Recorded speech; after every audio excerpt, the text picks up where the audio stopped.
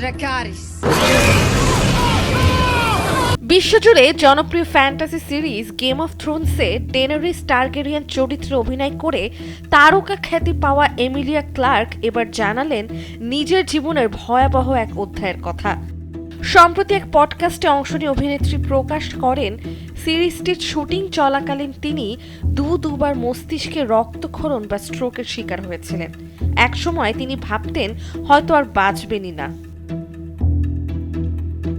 Emilia জানান প্রথম স্ট্রোকটি হয় গেম অফ থ্রোনসের প্রথম সিজনের শুটিং শেষ হওয়ার পর। লন্ডনের একটি জিমে হঠাৎ জ্ঞান হারিয়ে পড়ে যান তিনি। হাসপাতালে নেওয়ার সময়ও নিজের অভিনয় ক্যারিয়ার বাঁচিয়ে রাখতে চেতনা ধরে রাখার চেষ্টা করেছিলেন এই অভিনেত্রী। পরবর্তীকালে নিউ ইয়র্কে ব্রডওয়ের কাজ করার সময় তার মস্তিষ্কে দ্বিতীয় অ্যানিউরিজম ধরা পড়ে। জরুরি অস্ত্রোপচার করতে হয় এবং চিকিৎসকেরা তখন তার বেঁচে থাকার সম্ভাবনা নিয়েও শঙ্কা প্রকাশ করেছিলেন। এই ঘটনা তাকে মানসিকভাবে ভীষণ ভেঙে দেয়। তবে এত বড় ট্রমার পরও অভিনয়কেই নিজের বাঁচার শক্তি বলে মনে করেন এমিলিয়া। 2019 সালে তিনি সেমিউ নামে একটি দাতব্য সংস্থা গড়ে তোলেন, যা ব্রেন স্ট্রোক থেকে বেঁচে ফেরা মানুষদের সহায়তায় কাজ করছে।